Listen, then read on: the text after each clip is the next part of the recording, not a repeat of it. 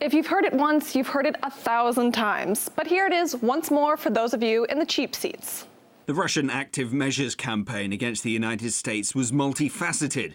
It leveraged cyber attacks, covert platforms, social media, third-party intermediaries, and state-run media. The House Intelligence Report begins with a novel idea. The American people rightfully want to know what the Russians did and how.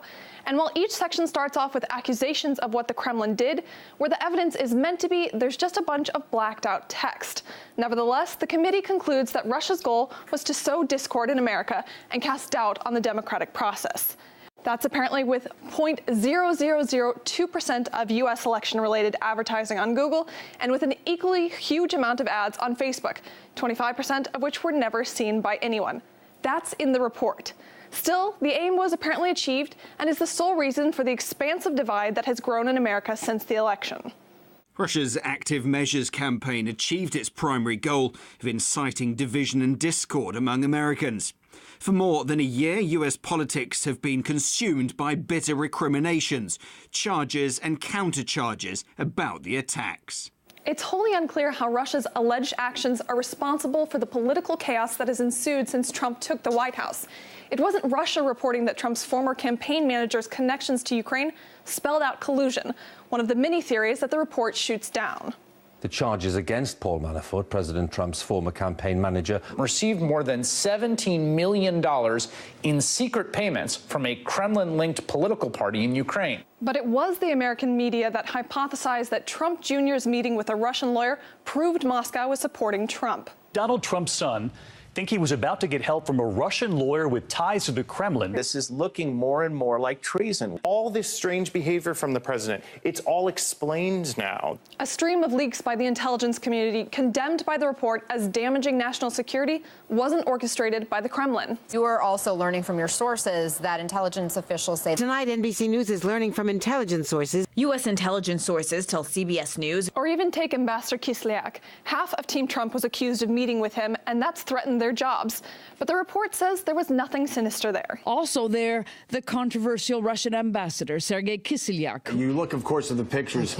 Of course, the shameful picture where the United States press corps was kept out, but the Russians were allowed in. That is an open question whether there was collusion cooperation between Trump associates during the campaign and Russian officials. All of that discord was homegrown. So after a year of searching that included 73 interviews, 9 hearings and briefings, and the review of countless documents, we're left with the conclusion of no collusion and as much proof as we had before the report was released, meaning little to none. Talk of Russian meddling rarely goes without mention of this channel as a supposed tool of Kremlin influence, and this time was no exception. The reasoning is apparently, though, RT's popularity. The document states that Moscow exploits Google and its services to spread propaganda via RT accounts and notes that RT has 2 million YouTube subscribers. The lawmakers are also disturbed by the fact that RT is served in the same manner as, quote, legitimate news sources. Well, media analyst Lionel thinks Congress is mistaking an alternative point of view for that of interference. The only thing that we can maybe point to is that these people called the Russians, Russian government, Russian actors, people with Russian names, I don't know.